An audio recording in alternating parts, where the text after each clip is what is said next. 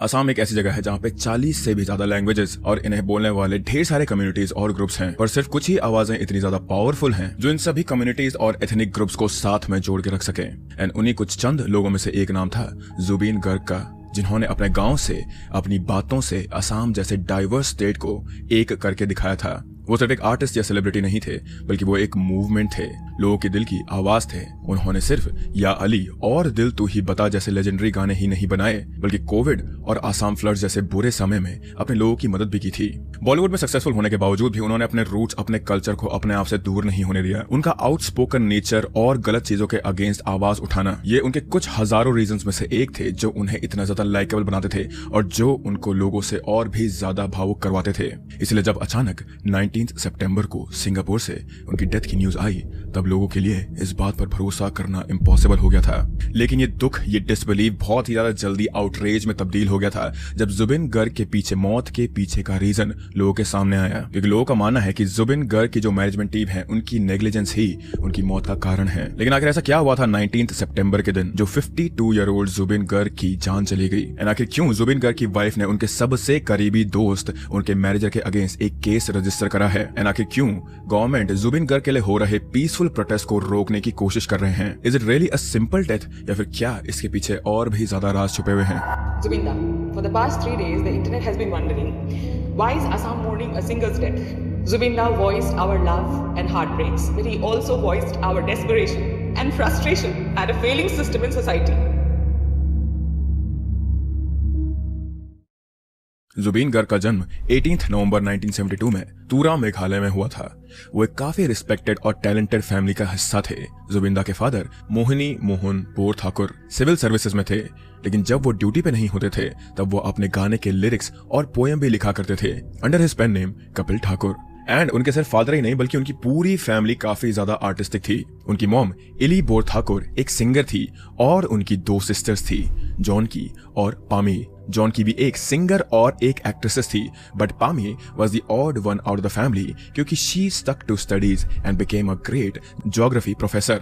But still from this time we can get this explanation कि जुबिंदा को उनकी आवाज, उनकी क्रिएटिविटी कहां से मिली। जब वो सिर्फ 3 साल के थे तो उन्होंने गाना शुरू कर दिया था और उनकी मदर खुद इली खुद उनकी पहली टीचर थी, विच इज वाई उन्होंने इतनी छोटी उम्र में ही म्यूजिक में इतना ज्यादा गहरा इंटरेस्ट डेवलप कर दिया था। नाउ भले ही जुबिन गर्ग का जन्म मेघालय में हुआ था, लेकिन उनकी परवरिश आसाम में हुई थी क्योंकि उनके फादर की पोस्टिंग वहीं हुई थी। इसलिए बचपन से ही उनके और आसाम के बीच में एक अलग सा ही कनेक्शन या फिर अपनापन था। ग्रोइंग अप उनके फादर की जॉब के कारण उन्हें कहीं बारी सिटीज चेंज करने पड़ते थे, जिसकी वजह से स्कूल में कभी कभी उनके पक्के दोस्त नहीं बन सके थे। लेकिन उनके म्यूजिक के पैशन के कारण वो जहां भी जाते थे लोग उन्हें भुला नहीं पाते थे। नाउ टॉकिंग अबाउट स्कूल, जुबिंदा ने कभी भी पढ़ाई को अपने पैशन से आगे नहीं रखा। इट डज नॉट मीन कि उन्होंने पढ़ाई नहीं करी थी स्कूल में, इट जस्ट मीन्स कि उनका एम एक टिपिकल इंडियन बच्चे की तरह नहीं था। क्योंकि आज तक भी इंडियन फैमिलीज में अनकन्वेंशनल करियर पाथ्स को काफी नीची नजर से देखा जाता है, लेकिन उस जमाने में भी जुबिंदा की फैमिली उनके पैशन को फुल्ली सपोर्ट करा करते थे। एंड हाई स्कूल तक पहुंचने तक उन्हें मल्टीपल इंस्ट्रूमेंट्स बजाना आ चुका था। एंड उस समय वो मेनली असामी सॉन्ग्स गाया करते थे। जुबिंदा असामीज फोक सॉन्ग्स को मॉडर्न हिप हॉप / R&B के साथ ब्लेंड करके गाते थे, जिससे सिर्फ असम की ओल्ड जनरेशन ही नहीं बल्कि यंग जनरेशन भी रिलेट कर पाती थी।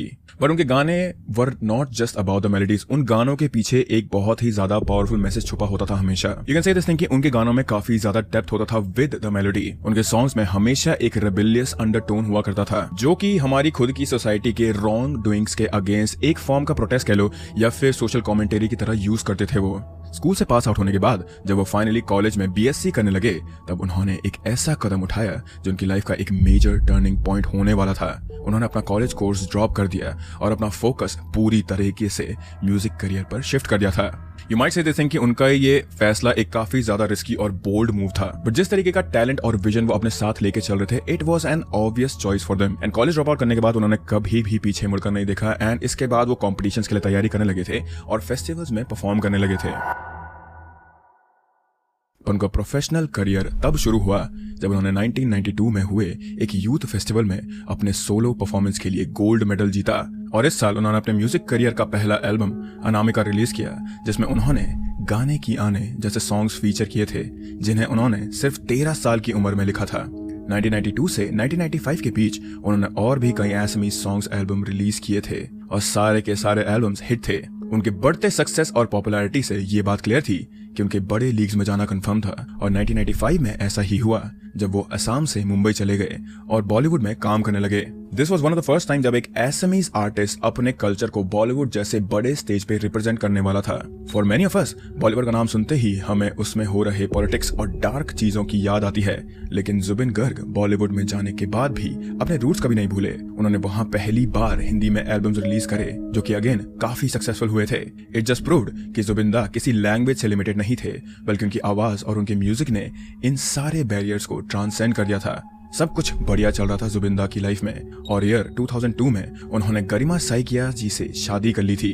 Now this wasn't a typical marriage, this was a love marriage और इसके पीछे की कहानी भी बहुत ज्यादा इंटरेस्टिंग है। Now it's not a surprise कि उनके स्कूल के टाइम से ही उनके काफी सारे एडमायरर्स थे, specially because of his talent and his personality. And उनकी लाइफ में उनके कुछ रोमांटिक एक्सपीरियंस ने भी उनके एल्बम्स को इंस्पायर किया था। तो जैसे जैसे उनकी पॉपुलैरिटी बढ़ती गई उन्हें और भी ज्यादा फैंस की, फीमेल फैंस के लेटर्स आते थे जिन्हें जुबिंदा पढ़ते भी थे, लेकिन सारे के सारे लेटर्स पढ़ पाना उनके लिए काफी ज्यादा मुश्किल रहा होगा। गरिमा जी उस वक्त मुंबई में थी और वो अपनी पढ़ाई पूरी कर रही थी। She was far away from home and उन्हें असम की बहुत याद आती थी। जब भी वो एक मुश्किल समय से गुजर रही होती थी उन्हें जुबिंदा के गानों से कंफर्ट और होप मिला करता था, जिसके कारण वो उनसे कभी ना मिलने के बावजूद भी प्यार करने लगी थी। So like every other girl obsessed with him, उन्होंने भी जुबिंदा को एक लेटर लिखा जिसमें उन्होंने अपनी पूरी फीलिंग्स जाहिर करी। नॉर्मली शायद से जुबिंदा इस लेटर को खोलते भी ना, क्योंकि हजारों लेटर आते थे उन्हें, लेकिन बाय प्योर लक उन्होंने गरिमा जी के लेटर को पढ़ लिया और यहीं से इन दोनों की लव स्टोरी शुरू हुई। शुरुआत में ये दोनों एक दूसरे को लेटर्स एक्सचेंज करा करते थे, लेकिन विद टाइम उन दोनों का रिश्ता इतना ज्यादा गहरा हो गया था कि they wanted to spend their lives together. लेकिन जब गरिमा जी के फादर को उनकी रिलेशनशिप के बारे में पता चला तब उन्होंने इस रिश्ते से साफ इनकार कर दिया था। जहां जुबिंदा एक ब्राह्मण फैमिली से बिलोंग करते थे, वहीं गरिमा एक नॉन ब्राह्मण फैमिली से आती थी। पर जुबिंदा को कास्ट या रिलीजन से कोई भी फर्क नहीं पड़ता था, क्योंकि वो खुद को एक इररिलीजियस पर्सन मानते थे। इस चीज के कारण जुबिंदा डिप्रेशन तक में चले गए थे, क्योंकि जनवरी 2002 में उनकी सिस्टर जोनकी की एक कार एक्सीडेंट में डेथ हो गई थी। एक तरफ उनकी जिंदगी का प्यार उनसे दूर जा रहा था और दूसरी तरफ उनकी बहन अब उनके साथ नहीं थी। वो ना अच्छे से काम कर पा रहे थे और ना ही चैन से जी पा रहे थे। उन्होंने अपने लेट सिस्टर की याद में शिशु नाम का एक एसमीज एल्बम भी रिलीज किया था एंड धीरे धीरे उनकी लाइफ दोबारा ट्रैक पे आने लगी थी, क्योंकि जब सारे ऑड्स के अगेंस्ट 4 फरवरी 2002 को उन्होंने अपनी पार्टनर गरिमा जी के साथ शादी करी, तब सब कुछ उनके लिए ठीक हो गया था। It was a much needed thing in his life, क्योंकि जुबिंदा उस वक्त एक काफी डार्क फेज में चले गए थे अपनी लाइफ के। ये शादी उनके लिए one of the best decision रहा, क्योंकि गरिमा जी हमेशा से उनके हर माइलस्टोन और हर फेलियर में उनके साथ देते आई थी। ना अपना करियर वापस लाने के बाद, अपनी लाइफ को ट्रैक में वापस लाने के बाद और बॉलीवुड में अपना एक स्टैंस बनाने के बाद उन्होंने मूवीज की तरफ ज्यादा ध्यान देना शुरू करा था। तुमी मोर माथु मोर नाम की फिल्म के साथ अपनी एक्टिंग करियर की उन्होंने शुरुआत भी की थी। उन्होंने एसएमईज में अवार्ड विनिंग मूवीज बनाई और लोगों को रियलाइज कराया कि ऐसे कल्चरल मूवीज भी देश को रिप्रेजेंट कर सकती हैं। इसके अलावा अब एसएमईज और हिंदी के साथ साथ वो बंगाली सॉन्ग्स भी कंपोज करने लगे थे और एक मल्टी कल्चरल सेलिब्रिटी बन चुके थे वो। आने वाले सालों में उन्होंने ढेर सारी मूवीज की, कॉन्सर्ट्स किए और इंडिया को ग्लोबल लेवल पे रिप्रेजेंट भी किया और इन सारी चीजों की वजह से लोग उन्हें और भी ज्यादा एडमायर करने लगे थे। लेकिन ये वो एक स्पेसिफिक रीजन नहीं था, उनके गाने एक स्पेसिफिक रीजन नहीं थे जिनकी वजह से लोग उन्हें इतने ज्यादा जुनून से प्यार करते थे। उन्होंने सिर्फ अपने गानों और मूवीज की वजह से ही लोगों का दिल नहीं जीता था, बल्कि थ्रू आउट हिज लाइफ उन्होंने कई सारे लोगों की मदद भी करी थी। वो शुरुआत से ही charity and giving back to the community जैसे फिलोसफीज में बिलीव करते थे and everybody believes this thing कि जुबिंदा फ्रीडम वर्ड को पूरी तरीके से एम्बॉडी करते थे। एंड इन्हीं सभी चीजों की वजह से जुबिंदा को एक सेलिब्रिटी नहीं बल्कि एक आइकॉन, एक लिविंग लेजेंड की तरह देखा जाता है, क्योंकि उन्होंने बहुत सारे टाइम पे, फ्लड्स के टाइम पे या फिर पॉलिटिकल इश्यूज के टाइम पे भी आवाज उठाई थी अपनी ऑडियंस के लिए। बट फास्ट फॉरवर्ड टू 2025, जुबिंदा अब 52 ईयर्स ओल्ड थे एंड उन्हें देखकर ऐसा बिल्कुल भी नहीं लगता था कि वो इस एज के हैं। उनमें अभी भी वैसी ही जवानी और स्वैग था जिससे सालों पहले लोग प्यार में पड़ गए थे। एट दिस पॉइंट उन्होंने न जाने कितने अवार्ड जीते और अपना नाम हमेशा के लिए हिस्ट्री बुक्स में लिख दिया था, पर फिर भी उन्होंने कई सालों पहले ही मुंबई छोड़ दिया था, क्योंकि उन्हें वहां का शोर शराबा और भाग दौड़ बिल्कुल पसंद नहीं आता था। वो चाहते थे कि वो अपने ही होमलैंड असम में अपनी लेगेसी बनाए, इसलिए अब वो परमानेंटली असम में ही रहने आ गए थे। अभी रिसेंटली वो mostly cultural shows, concerts and festival में फोकस कर रहे थे। वो सिंगापुर में हो रहे नॉर्थ ईस्ट इंडिया फेस्टिवल में परफॉर्म करने वाले थे, जहां वो हमारे देश के डिफरेंट कल्चर्स को ग्लोबल स्टेज पर रिप्रेजेंट कर रहे थे। ये फेस्टिवल 19 सितंबर से लेके 25 सितंबर तक चलने वाला था, लेकिन अनफॉर्चुनेटली इस कॉन्सर्ट के पहले दिन ही उनकी टीम को ये कैंसिल करना पड़ा, क्योंकि जुबिंदा जो वहां परफॉर्म करने वाले थे वो अब इस दुनिया में नहीं रहे थे। ये इवेंट असम के एक जाने माने इवेंट ऑर्गेनाइजर श्याम कनु महांता ने ऑर्गेनाइज कराया था। जुबिंदा अपने मैनेजर सिद्धार्थ शर्मा, अपने लॉन्ग टाइम फ्रेंड और ड्रमर शेखर ज्योति गोस्वामी और कुछ और टीम मेंबर्स के साथ इस फेस्टिवल को अटेंड करने के लिए 19 सितंबर से पहले ही सिंगापुर चले गए थे। नाउ फेस्टिवल के ऑर्गेनाइजर्स ने परफॉर्मर्स के लिए ढेर सारी एक्टिविटीज प्लान करके रखी थी ताकि वहां के आए हुए गेस्ट के एंड वहां के मौजूद आर्टिस्ट के मोरल बने रहे एंड वो लोग वहां फन कर सकें, सिंगापुर को देख सकें। एंड 19 सितंबर को जुबिंदा अपनी टीम के साथ एक याट ट्रिप पे गए थे, प्रोबेबली एंजॉय करने के लिए और अपनी ट्रैवलिंग की थकान को दूर करने के लिए भी। जुबिंदा और उनके ग्रुप के साथ याट में माहौल काफी ज्यादा एक्साइटेड था, लेकिन एट द सेम टाइम सारे लोग काफी रिलैक्स भी फील कर रहे थे। आफ्टर ऑल वो यहाँ रिलैक्स और चिल करने ही आए थे। एक सूटेबल और सेफ स्पॉट पे पहुंचने के बाद सबने अपने लाइफ जैकेट्स पहने और एक एक करके पानी में स्विमिंग के लिए वो लोग कूद गए। लेकिन यहाँ पर अलग अलग अकाउंट्स में डिस्क्रिपेंसी है। रिपोर्ट्स में कहते हैं कि उन्होंने पहले स्विम के लिए लाइफ जैकेट पहना था, पर बाद में एक सब्सिक्वेंट सोलो स्विम के दौरान उन्होंने वो निकाल दिया था।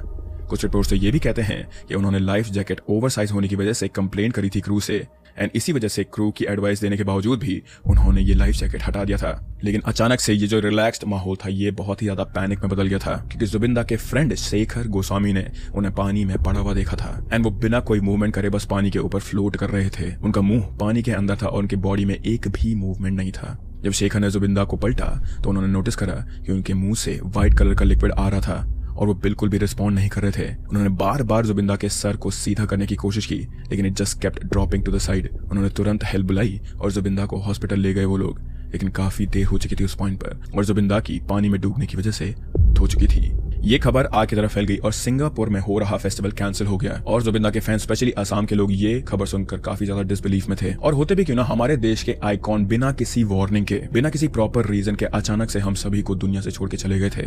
शुरुआती रिपोर्ट्स में जुबिंदा को एक स्कूबा डाइविंग एक्सीडेंट का शिकार बताया गया था, लेकिन बाद में उनकी वाइफ गरिमा साइका गर्ग ने खुद क्लैरिफाई किया कि ये सब स्कूबा डाइविंग के दौरान नहीं बल्कि याट के स्विमिंग के दौरान हुआ था। लेकिन जैसे ही लोग इस न्यूज के साथ टर्म्स पे आ रहे थे, एसमीज लोग स्पेशली इस चीज को क्वेश्चन करने लगे थे। लोगों का पहला और सबसे ऑब्वियस टारगेट वो लोग बने जो जुबिंदा के सबसे करीब थे, शेखर गोस्वामी और जुबिंदा के मैनेजर सिद्धार्थ को लोगों से बहुत ज्यादा बैकलैश सहना पड़ा और उनके ऊपर ऐसे एलिगेशंस लगे कि जुबिंदा की डेथ का रीजन वो लोग खुद थे। इसके अलावा नॉर्थ ईस्ट इंडिया फेस्टिवल के ऑर्गेनाइजर श्याम कन्नू महंता को भी काफी हेट मिलना शुरू हो गया था। It was during his event कि जुबिंदा की वहां पे हुई थी। जल्द ही सिंगापुर से जुबिंदा की पोस्टमार्टम रिपोर्ट आई और उसमें डेथ का रीजन ड्राउनिंग ही बताया गया था, पर लोगों ने इस रीजन को सीधा रिजेक्ट कर दिया था। उनके इस डिससेटिस्फैक्शन के कारण जुबिंदा की बॉडी को वापस असम लाया गया एंड तब उनका दोबारा से असम में पोस्टमार्टम करवाया गया, जिसकी रिपोर्ट अभी तक नहीं आई है। पर लोग इस बात पे भरोसा ही नहीं कर पा रहे थे कि जुबिंदा की डूबने की वजह से हुई है, इसीलिए उनकी को लेकर काफी ज्यादा रूमर्स और कंस्पिरेसीज आना शुरू हो गए थे। कई लोगों ने उनके मैनेजर, फ्रेंड और इवेंट ऑर्गेनाइजर पे एफआईआर फाइल करवा दिए क्योंकि लोग उनसे नेग्लिजेंस और फाउल प्ले सस्पेक्ट कर रहे थे। यहाँ तक कि असम के सीएम हेमंता बिस्वा शर्मा जुबिंदा के फैमिली के सपोर्ट में आए और 10 मेंबर की एक स्पेशल इन्वेस्टिगेशन टीम बनाई उन्होंने, जो जुबिंदा के डेथ को अभी भी थॉरोली इन्वेस्टिगेट कर रहे हैं। जहाँ पे पूरे स्टेट में पूरी जगहों में हल्ला हो रहा था, वहीं पर जुबिंदा की पूरी फैमिली इस समय पे चुप थी क्योंकि वो लोग अंतिम संस्कार की तैयारी कर रहे थे इस समय पर। जुबिंदा के ट्रिब्यूट में गवर्नमेंट ने 20 सितंबर से लेकर 22 सितंबर तक 3 डेज स्टेट मोर्निंग अनाउंस कर दिया था। इससे आपको आइडिया लग जाना चाहिए कि जुबिंदा असम के लिए कितने मायने रखते थे। इनफैक्ट मैं अभी अरुणाचल प्रदेश गया था जीरो म्यूजिक फेस्टिवल के लिए एंड वहां पर भी लोग everybody was morning for him, which was for me at least very sad and poetic also, कि अगर कोई इंसान अपने लोगों को इतना प्यार दे सकता है तो उसके लोग भी वापस उसे याद ही रखेंगे जिंदगी भर। 23 सितंबर को उन्हें फुल स्टेट ऑनर्स के साथ गुवाहाटी के कामाकुर्ची में क्रीमेट करा दिया गया था। जिस गाड़ी में उनकी बॉडी को वहां ले जाया जा रहा था उसे टेंस ऑफ थाउजेंड्स ऑफ लोग फॉलो कर रहे थे, यहाँ तक कि उनकी क्रीमेटेड बॉडी को वहां एक्स्ट्रा समय के लिए रखा गया था क्योंकि असम के दूसरे स्टेट्स के लाखों लोग उन्हें एक आखिरी बार देखने के लिए आए थे। लेकिन जुबिंदा की लेगेसी अभी खत्म नहीं हुई है। उनकी आखिरी फिल्म, जिसका नाम रोई रोई बिनाले है, वो अक्टूबर 31, 2025 को रिलीज होने वाली है। उनकी वाइफ करीमा ने बताया कि ये फिल्म एक प्योरली म्यूजिकल लव स्टोरी है जिसमें जुबिंदा ने एक ब्लाइंड आर्टिस्ट का रोल प्ले किया है एंड इसकी वॉइस डबिंग उनकी के कारण अधूरी रह गई है, which is very sad for people, I know the thing, क्योंकि ये उनका आखिरी काम था इस इंडस्ट्री के लिए जो कि अब अधूरा रह गया है काइंड ऑफ। नाउ जहां तक बात रही उनके मैनेजर, फ्रेंड और इवेंट ऑर्गेनाइजर की, उनसे लोग इतना ज्यादा नफरत करते हैं कि उन्हें जुबिंदा के लास्ट राइड्स भी अटेंड नहीं करने दिए गए थे। एंड जुबिंदा की वाइफ ने, गरिमा जी ने, इस चीज के लिए सोशल मीडिया पर एक वीडियो पोस्ट करा था जिसमें उन्होंने लोगों से रिक्वेस्ट करी कि वो पेशेंस रखे और सिचुएशन को एक्सेप्ट करें। उन्होंने पहले लोगों से जुबिंदा के मैनेजर सिद्धार्थ को भी डिफेंड करते हुए कहा कि जुबिंदा उन्हें बहुत समय से जानते थे और वो फैमिली की तरह ही थे उनके लिए। जैसे ही ये वीडियो जुबिंदा के इंस्टाग्राम पर गया, लोगों ने गरिमा जी तक के खिलाफ आवाज उठाई और उन्हें भी काफी ज्यादा नेगेटिविटी और हेट झेलना पड़ा था। Now, while I agree with गरिमा जी की ये हेट बिल्कुल भी सही नहीं था, there is genuine reason for people to believe this thing कि उनकी जुबिंदा की उनके आसपास के लोगों की वजह से ही हुई थी। Because it is well known by people कि जुबिंदा को सीजर्स आया करते थे। इनफैक्ट 2020 में भी उन्हें काफी मेजर अटैक आया था जिसकी वजह से उन्हें हॉस्पिटलाइज होना पड़ा था। So it is possible कि मे बी जब वो पानी में उतरे हो स्विम करने के लिए, तब उन्हें पानी के प्रेशर की वजह से सीजर आया हो, जिसके कारण उन्होंने अपनी बॉडी का कंट्रोल खो दिया और वो डूब गए। And if this is true, तो ये कहना गलत नहीं होगा कि अगर जुबिंदा के फ्रेंड, उनके मैनेजर और उनके इवेंट ऑर्गेनाइजर इस चीज का ध्यान रखते तो शायद उनकी डेथ नहीं होती। मीनवाइल ये मैटर और भी ज्यादा सीरियस हो गया था जब जुबिंदा के एक फैन ने खुद उनकी डेथ के कारण ब्रह्मपुत्र रिवर में कूद के अपनी जान ले ली थी। इस चीज का एक वीडियो भी है जिसमें वो ये बोलते हुए कूद रहा है कि जय जुबिंदा। लोग प्रोटेस्ट करने के लिए सड़कों पर उतर आए थे और उनका गुस्सा इतना ज्यादा था कि दे रिजॉर्टेड टू वायलेंस। जब पुलिस जुबिंदा के मैनेजर के घर को रेड कर रहे थे, तब लोगों ने उसके घर और इवन पुलिस पर भी स्टोन पेल्टिंग शुरू कर दी थी, जिसके कारण पुलिस को मजबूरन लाठी चार्ज करना पड़ा। और ये सब कुछ देखकर गवर्नमेंट ये समझ गई थी कि लोगों के बीच में जुबिंदा का जो स्टैचर है वो भगवान से कम नहीं है। इसीलिए बढ़ते हुए वायलेंस को देखते हुए असम के सीएम हेमंता जी ने सामने आके लोगों से अपील की कि ये जुबिंदा का असम है और हमें इसे नेपाल बनने नहीं देना चाहिए। उन्होंने सबको अश्योर करा कि जुबिंदा को इंसाफ मिलेगा, but not through violence. Ever since incidents like these, police ने और भी एग्रेसिवली इस केस को इन्वेस्टिगेट करना शुरू कर दिया है। सबसे पहले जुबिंदा के फ्रेंड शेखर गोस्वामी को क्वेश्चनिंग के लिए डिटेन किया गया था, since he was the first person जिन्होंने जुबिंदा को उस हालत में देखा था। उन्होंने जुबिंदा के मैनेजर सिद्धार्थ शर्मा के घर पे जो रेड्स किए थे उसमें उनका कोई भी अता पता नहीं था। इनफैक्ट जुबिंदा की डेथ के बाद से ही उन्हें नहीं देखा गया था, विच इज वेरी सस्पिशियस। और श्याम कन्नू महंता के घर से रेड में ऐसी इनक्रिमिनेटिंग डॉक्यूमेंट सीज किए गए हैं जिससे पुलिस ने उनके ऊपर एक नया ही केस शुरू कर दिया है। According to these seized documents, specifically Mahanta पर मनी लॉन्ड्रिंग और बेनाम प्रॉपर्टी एलिगेशन का फ्रेश प्रोब चल रहा है इस समय पर। असम के सीएम हेमंता शर्मा ने तो ये तक कह दिया कि उन्हें कभी भी इवेंट ऑर्गेनाइजर श्याम कन्नू के इवेंट्स अच्छे लगे ही नहीं थे, क्योंकि वो असमीज कल्चर को रिप्रेजेंट नहीं करते थे। यहाँ तक कि सीएम ने श्याम कन्नू को फ्यूचर में कोई भी इवेंट ऑर्गेनाइज करने से मना कर दिया है। इस केस का सबसे बड़ा ट्विस्ट 28 सितंबर को आया, जब जुबिंदा की वाइफ और उनकी फैमिली ने उनके मैनेजर सिद्धार्थ, जिन्हें उन्होंने पहले डिफेंड करा था और कहा था कि वो एक फैमिली जैसे हैं, और इवेंट ऑर्गेनाइजर श्याम कन्नू महंता और बाकी जितने भी लोग जुबिंदा के साथ मौजूद थे वहां, उन सब के खिलाफ FIR लॉन्च करवाई, अलेजिंग कि जुबिंदा की डेथ एक कॉन्स्पिरेसी थी इन्वॉल्विंग ऑल द पीपल जिनके नाम मैंने अभी लिए हैं। और कंप्लेंट फाइल करने वाली फैमिली मेंबर्स में उनकी वाइफ गरिमा साइका गर्ग, उनकी सिस्टर पालमे बोरठाकुर और उनके अंकल मनोज कुमार बोरठाकुर शामिल थे। दे बिलीव दिस थिंग कि उन्हें जुबिंदा को इवेंट के बहाने अब्रॉड ले जाया गया और फिर कंस्पायर करी उनकी ये डेथ। सो बेसिकली जुबिंदा की फैमिली अब लोगों की कंस्पिरेसी पे एक तरीके से बिलीव करने लगे हैं, which is again a little weird, क्योंकि पहले गरिमा जी ही इन लोगों को डिफेंड कर रही थी। असम गवर्नमेंट ने इस समय पर सिद्धार्थ और श्याम कन्नू दोनों के अगेंस्ट एक नोटिस, लुकआउट नोटिस जारी करा है ताकि वो लोग कंट्री छोड़ के बाहर ना जा सकें। As of 5 October new reports इस केस में सामने आई है। जुबिंदा का बैंडमेट शेखर गोस्वामी ने ऐसी चीज रिवील करी है पुलिस के सामने जिससे लोग का शक सही होता नजर आ रहा है। उसने एलेज किया है कि जुबिंदर की डेथ सीजर या ड्राउनिंग से नहीं बल्कि पॉइजनिंग के कारण हुई है, एंड इस पॉइजनिंग को कंस्पायर करने वाला और कोई नहीं बल्कि उनके ही मैनेजर सिद्धार्थ और इवेंट ऑर्गेनाइजर श्याम कन्नू है। जो विटनेस थे उनका भी कहना है कि जुबिन एक काफी अच्छे स्विमर थे, so chances of him drowning are near 0। Shekhar ने यह भी बताया है कि श्याम कन्नू और सिद्धार्थ ने जानबूझकर एक फॉरेन वेन्यू चुना था अपने प्लान के लिए, सो दैट जुबिन की डेथ की डिटेल्स वो छुपा सके। सिद्धार्थ पूरे ट्रिप में जुबिन के साथ ही था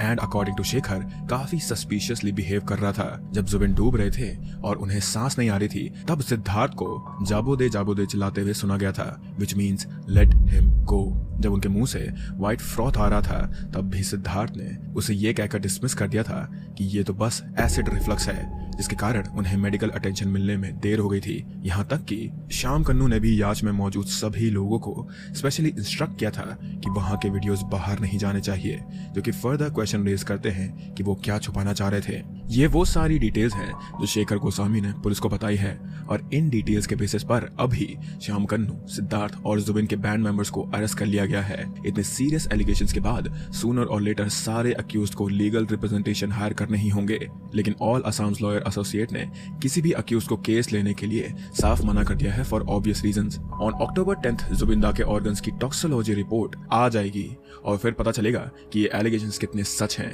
जिस पेस पर ये केस चल रहा है, आई होप कि जल्द ही सब कुछ हमारे सामने आ जाए। मोरोवर, अभी असम पुलिस की स्पेशल टीम इस केस को अपने नंबर 1 प्रायोरिटी में लेके चल रहे हैं और सीएम हेमंत शर्मा ने अश्योर किया है कि अगर स्पेशल टीम फेल होती है तो ये केस सीबीआई को सौंप दिया जाएगा।